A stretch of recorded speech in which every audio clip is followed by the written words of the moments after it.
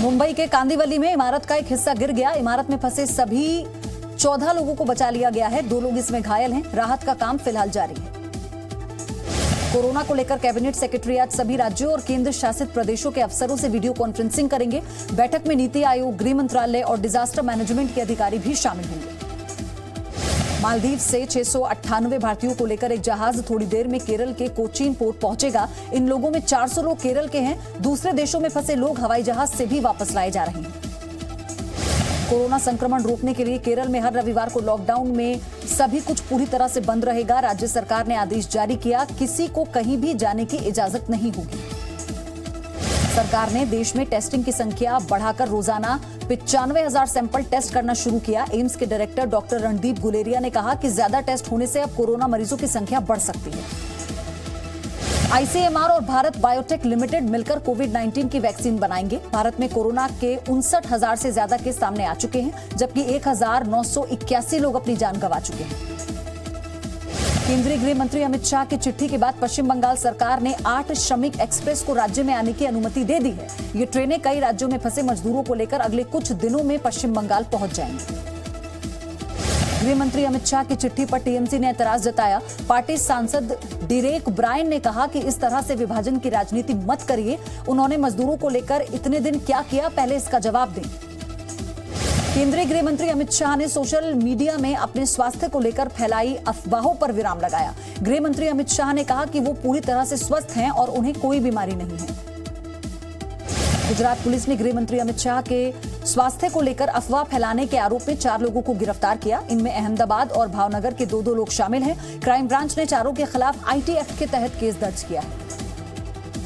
महाराष्ट्र सरकार ने इस सेशन में स्कूल फीस बढ़ाने पर पाबंदी लगाई। अब स्कूलों को पिछले सेशन में वसूली गई फीस ही लेनी होगी। सरकार ने स्कूलों से कहा है कि वो पेरेंट्स को फीस भरने के लिए मंथली और क्वार्टरली का विकल्प दें। राजस्थान में भीलवाड़ा से कांग्रेस विधायक रामलाल जाट ने भीलवाड़ा मॉडल को नकार दिया। रामलाल ने कहा कि राजस्थान में अगर कोई मॉडल है तो वो है गहलोत मॉडल। सीएम अशोक गहलोत ने ही भीलवाड़ा में डॉक्टर्स की टीम भेजी, जिससे वहां कोरोना कंट्रोल हुआ। जी न्यूज के editor in chief Sudhir Chaudhary के खिलाफ केरल में एफआईआर का दुनिया भर में विरोध हो रहा है। दिल्ली में प्रेस क्लब ऑफ इंडिया के बाहर पत्रकारों ने प्रदर्शन करते हुए कहा कि सुधीर चौधरी के खिलाफ एफआईआर जमीन जिहाद को सामने आने से रोकने की कोशिश है।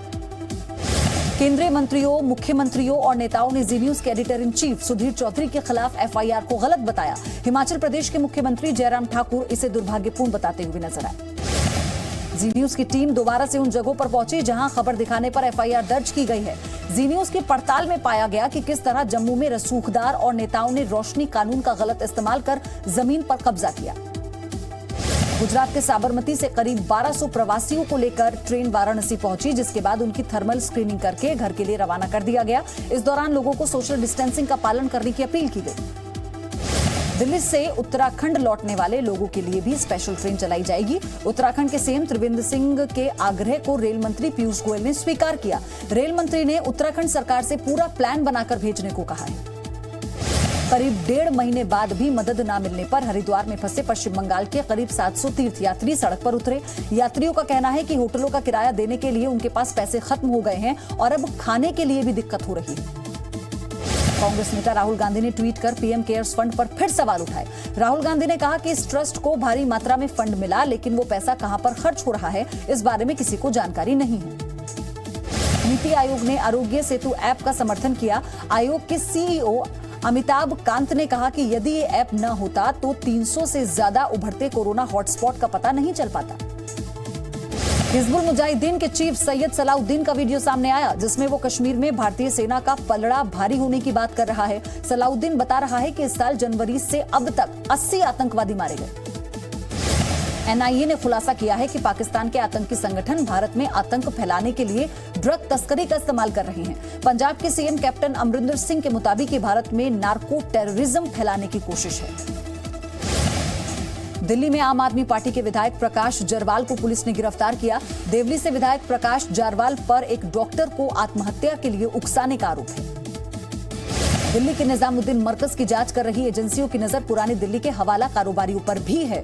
जांच एजेंसियों को शक है कि मनी लॉन्ड्रिंग के लिए पुरानी दिल्ली के कई हवाला कारोबारियों की मदद ली जाती थी। निजामुद्दीन मरकज ने रेलवे टिकट बुक कराने के कमर्शियल आईडी हासिल कर ली थी।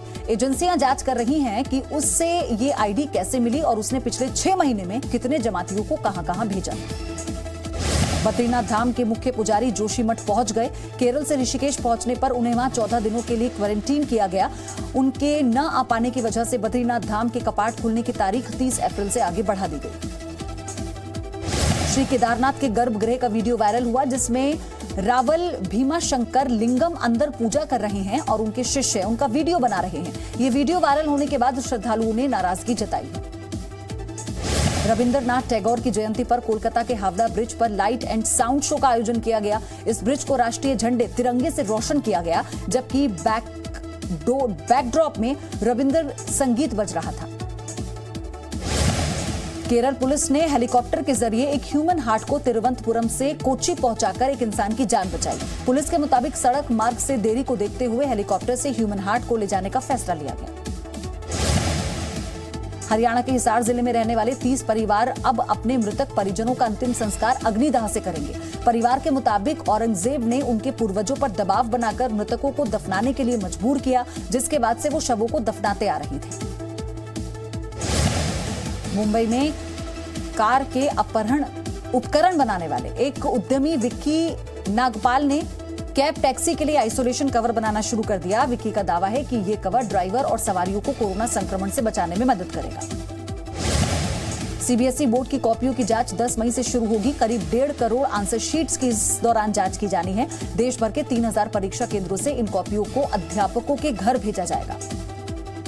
आज देश के कई हिस्सों में बारिश की संभावना। अगले 24 घंटे में जम्मू कश्मीर, लद्दाख, हिमाचल प्रदेश, उत्तराखंड, गिलगिट बाल्टिस्तान और मुजफ्फराबाद में बारिश हो सकती है। बाकी हिस्सों में धूल भरी आंधी चल सकती है। जम्मू कश्मीर में सुरक्षा हालात पर चर्चा करने के लिए एनएसए अजीत डोवल ने बड़ी बैठक की। 5 घंटे चली इस मीटिंग में आर्मी, रॉ, आईबी और जम्मू कश्मीर पुलिस के आला अधिकारी शामिल हुए। जम्मू कश्मीर पुलिस ने बडगाम इलाके में जैश-ए-मोहम्मद के 2 आतंकी पकड़े हैं। दोनों से बड़ी मात्रा में गोला बारूद भी बरामद किया गया। पुलिस ने दोनों आतंकियों पर यूएपीए के तहत केस दर्ज किया। माता वैष्णो देवी के आधार शिविर कटरा में पुलिस वालों की कोरोना जांच के लिए कैंप लगाए गए। इस कैंप में नाकों पर तैनात पुलिस वालों के सैंपल टेस्ट किए गए हैं। एसएसपी के निर्देश पर ही कैंप लगाए गए।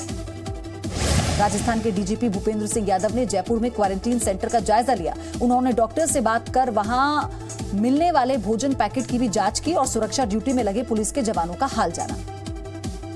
इंदौर में कोरोना से जंग जीत कर आए बुजुर्ग का रेड कार्पेट वेलकम हुआ। 62 साल के भगवती शरण शर्मा कोरोना पॉजिटिव हो गए थे। इलाज के बाद वो घर पहुंचे तो सोसाइटी के लोगों ने उनका रेड कार्पेट वेलकम किया। लॉकडाउन का पालन करवाने के लिए जम्मू में सड़कों पर उतरी पुलिस। एसपी सिटी पीडी नित्य ने लोगों से अपील की कि जिस जगह पर कोरोना के पॉजिटिव केस सामने आए हैं वहां के लोग अपने घरों से बाहर न निकलें। पंजाब के बलवंत सिंह मुल्तानी किडनैपिंग केस मामले में राज्य के पूर्व डीजीपी सुमेध सिंह मुश्किल में। सरकारी वकील ने कोर्ट में सुमेध सिंह की जमानत याचिका खारिज करने की मांग की। कोर्ट ने सोमवार तक फैसला सुरक्षित रखा। श्रीनगर में सरकारी अस्पताल के एचओडी डॉक्टर नवीद शाह ने कहा कि जिन्हें कोरोना के कोई लक्षण नहीं है वो N95 मास्क का इस्तेमाल ना करें। उन्होंने कहा कि ये मास्क केवल डॉक्टर्स और हेल्थ वर्कर्स के लिए है। पाकिस्तान से आए टिड्डी दलों ने एक बार फिर राजस्थान में हमला बोला। जालौर जिले में टिड्डियों ने बाजरे की फसल और पेड़ पौधों को चट कर दिया। टिड्डियों को भगाने के लिए किसान जगह जगह बर्तन बजा रहे हैं।